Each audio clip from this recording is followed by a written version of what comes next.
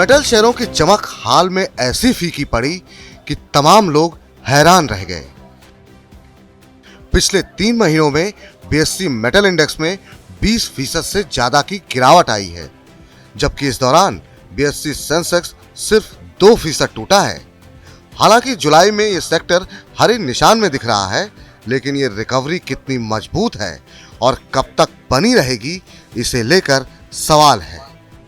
पहले समझिए बीते 3 महीने में क्यों पिटे मेटल शेयर्स। मेटल शेयरों में बिकवाली की एक नहीं कई वजहें हैं।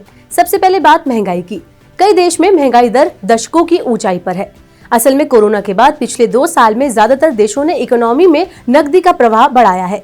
इसके बाद रूस यूक्रेन जंग शुरू होने से आपूर्ति में अड़चनें आई और महंगाई की हालत और बदतर हो गई।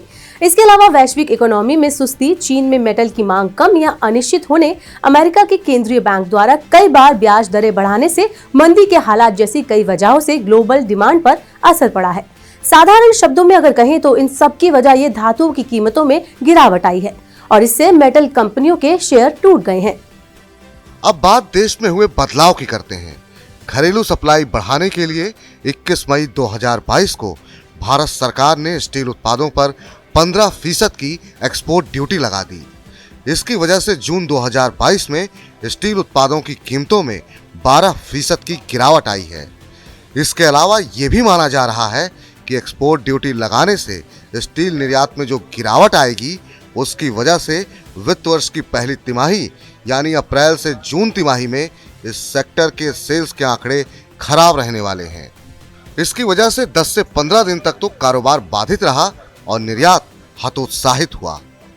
ब्रोकरेज हाउस सेंट्रम को लगता है कि वॉल्यूम में गिरावट और कोकिंग कोल की ऊंची लागत की वजह से तिमाही दर तिमाही कंपनियों के एबिटा में गिरावट आ सकती है। हालांकि ब्रोकरेज हाउस इस सेक्टर को लेकर पॉजिटिव नजरिया रखता है, इस उम्मीद में कि मॉनसून के बाद चीन से आने वाली मांग और घरेलू मांग दोनों में सुधार होगा। सेंट्रम का मानना है कि इसे देखते हुए हिंडाल्को, टाटा स्टील, जेएसपीएल और वेदांता जैसे शेयरों पर दांव लगाया जा सकता है। हाल में आए टाटा स्टील के तिमाही नतीजे काफी निराशाजनक रहे हैं। कंपनी के जून तिमाही के मुनाफे में करीब 13% की गिरावट आई है, लेकिन तिमाही दर तिमाही आधार पर एबिटा मार्जिन बढ़कर 24% तक पहुंच गया। ऐसे कुछ पॉजिटिव की वजह से ही एनालिस्ट इसे खरीदने की सलाह दे रहे हैं। अब जानते हैं कि निवेशकों को क्या करना चाहिए। मेटल स्टॉक बुनियादी रूप से साइक्लिकल नेचर के होते हैं, इसलिए गिरावट के दौर में निवेशकों के लिए रास्ता यही होता है कि वे धैर्य के साथ बदलाव का इंतजार करें। जानकारों का कहना है कि उन कंपनियों पर नजर रखनी चाहिए जिनका प्रॉफिट मार्जिन हाई है, जिनका बही खाता मजबूत है, कर्ज कम है और जिनके पास कैप्टिव माइंस हैं।